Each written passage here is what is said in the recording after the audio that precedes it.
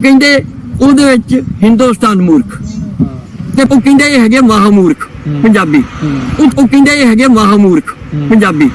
उन्होंने क्यों कहा कि हिंदुस्तानी मूर्ख हैं और पंजाबी महामूर्ख हैं, यह मैं आपको आगे चलकर बताऊंगा।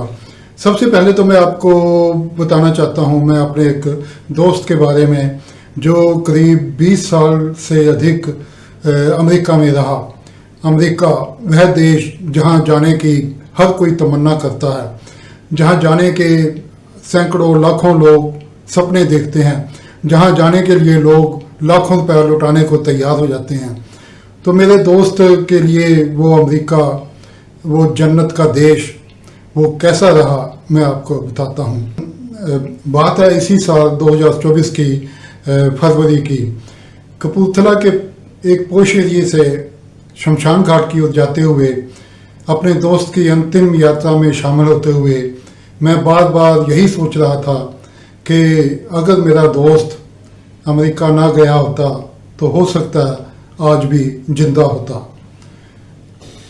मेरे से 1 साल छोटा था मेरा दोस्त और वैसे भी फिजिकली मेंटली बहुत स्ट्रॉन्ग था।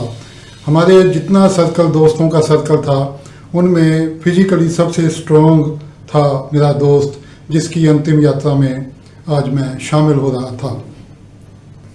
बहुत करीबी था वह मेरे, इतना करीबी कि उसको एक फैमिली मेंबर की तरह ही कहा जा सकता था। मैं आपको एक छोटी सी एग्जांपल देता हूँ कितना करीबी था।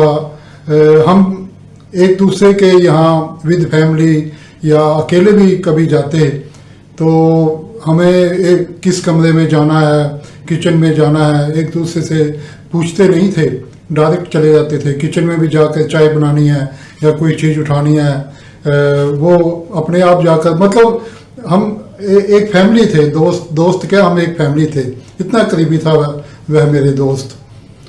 उसके बारे में मैं और आपको बताना चाहता हूँ कि वह जब इंडिया में था तो एक सरकारी नौकरी में था, वह भी एक ऑफिसर की पोस्ट पर।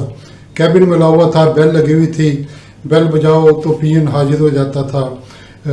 उसकी पत्नी भी सरकारी नौकरी में थी। पोश एरिया में उनकी कपूरथले के कोठरी थी। बड़े ऐशो आराम की ज़िंदगी जी रहे थे। बड़ी पंजाबी कहते ने ना कि बड़ी टोल से अपना जीवन काट रहे थे। मिलनसार, मेरा दोस्त और पत्नी दोनों बहुत मिलनसार थे।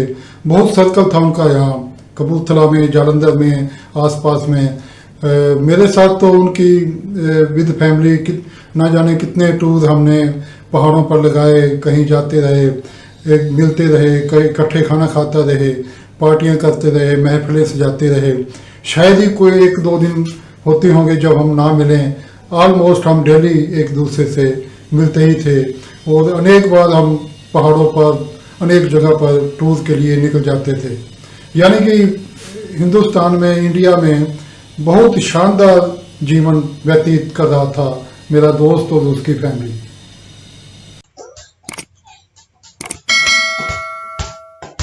लेकिन कहते हैं ना कि जो हम ये सुखी जीवन जी रहे होते हैं, हमें सब कुछ मिला होता है, हम इसकी इज्जत नहीं करते, इसकी कदर नहीं करते।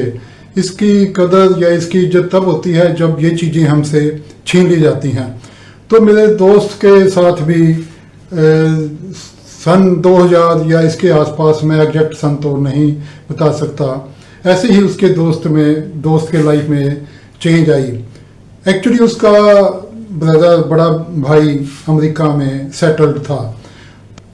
तो आप सुनते ही रहते होंगे जो लोग यहाँ अमेरिका, कनाडा, इंग्लैंड वगैरह गए होते हैं तो कैसा गुणगान करते हैं, कितना वहाँ के अच्छी बातें वहाँ के बारे में बताते हैं, वहाँ की बिल्डिंगों के बारे में, वहाँ के एटमॉस्फेयर के बारे में, वहाँ की लाइफ के बारे में शायद कम ही बताते हैं। तो ऐसा ही मेरे दोस्त के साथ हुआ। उसका बड़ा भाई उसको अमेरिका के बारे में काफ़ी गुणगान करता रहता, उसके बारे में बताता रहता। वो उसने इनको इनवाइट किया, स्पॉन्सर किया अमेरिका जाने के लिए। तो भाई अमेरिका जाने का मौका मिले और वह भी पंजाबियों को, बल्ले बल्ले, इससे बड़ी क्या बात हो सकती है। तो इनका ये तो खुशी का कोई ठिकाना नहीं रहा कि अमेरिका जाने का चांस मिल रहा है। अमेरिका चांस क्या मिल रहा है, अमेरिका जा रहे हैं क्योंकि ब्रदर वहाँ परमानेंट सेटल था, उसने स्पॉन्सर किया, उसी ने सारे कागज तैयार किए। तो इनके तो खुशी का ठिकाना नहीं था, पैरों तले ज़मीन खिसक रही थी, इतनी खुशी थी इनको, आसमान में उड़ रहे थे। कई बार इसने, मेरे दोस्त ने मुझे कहा, देख कुलजीत 3.5 लाख तो सीधे ही बच गया, हम तो फ्री में जा रहे हैं, हमारे तो 30 लाख बच गए। 30 लाख उन दिनों लगते थे अमेरिका जाने के। सो पहली खुशी तो यही थी कि लॉटरी निकल गई जी 30 लाख की, 30 लाख बच गए। तो भी इन्होंने अपने दोनों ने, मेरे दोस्त ने और की पत्नी ने अपने ऑफिस से अपने ऑफिस से इन्होंने रेजिग्नेशन रिटायरमेंट दी ताकि फ्री हो गए बाहर जाने के लिए। जाने से पहले कपूरथला के एक पैलेस में बहुत शानदार फंक्शन किया, खूब नाच गाना हुआ, हम सारी रात नाचते रहे, मतलब खुशियाँ मनाते रहे कि दोस्त हमारा अमेरिका जा रहा है।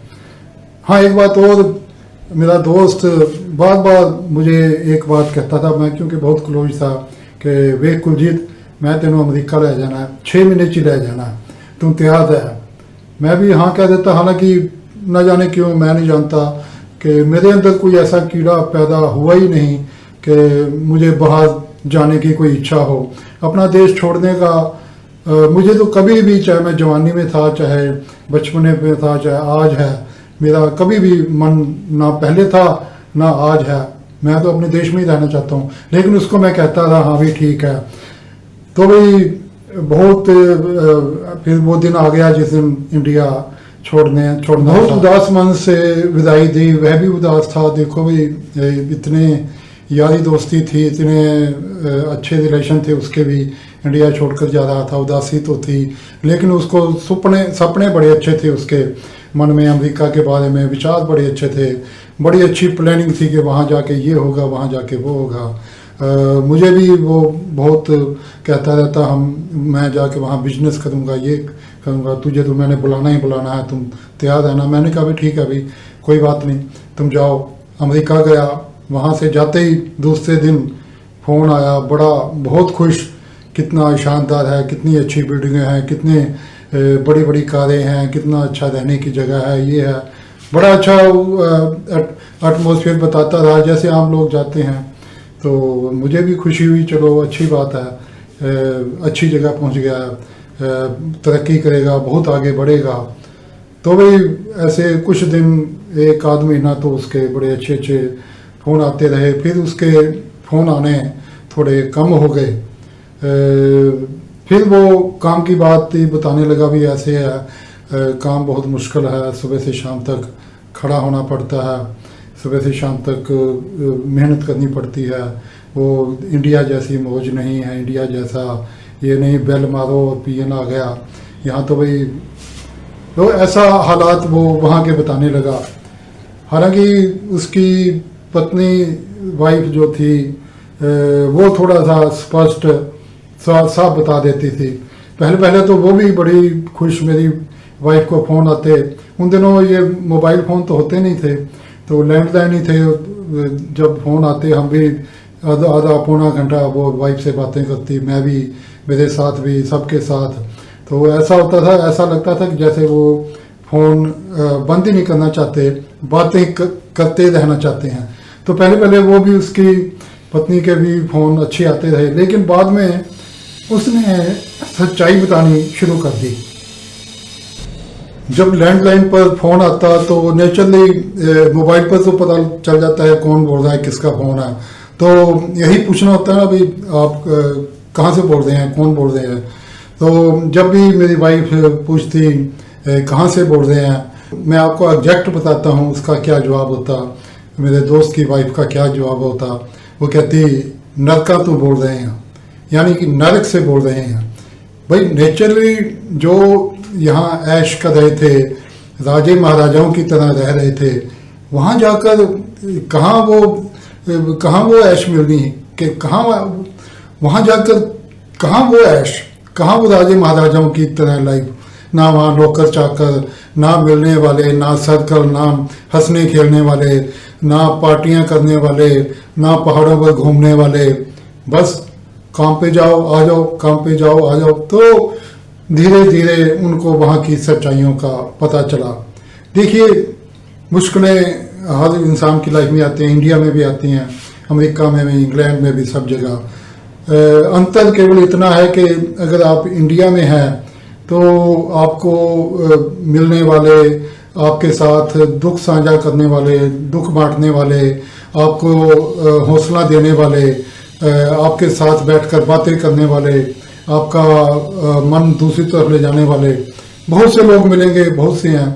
अब अमेरिका में यदि आपको कोई कठिनाई आ जाती है, अमेरिका में, इंग्लैंड में, कहीं भी बाहर के देशों में, तो वहाँ तो आपको कोई कौन मिलेगा, अभी कौन आपसे बात करेगा, किसी के पास समय तो है ही नहीं। 20 साल के करीब मेरा दोस्त अमेरिका में रहा, लेकिन वहाँ के हालात जब वह वापस आया उसकी हालात से पता लग रहे थे। जब वह वापस आया तो ना तो वह पहचान सकता था दोस्तों को भी, मुझे भी पहचान लेता था बड़ी मुश्किल से, बोल नहीं सकता था, लिख नहीं सकता था, ना जाने हार्ट की, किडनी की, कौन कौन सी डिजीज थी उसकी। यहाँ तक कि उसकी पत्नी जो बहुत मिलनसार, बहुत एक्टिव थी इंडिया में, उसकी हालत भी जब वो यहाँ आए इंडिया में तो अच्छी नहीं थी।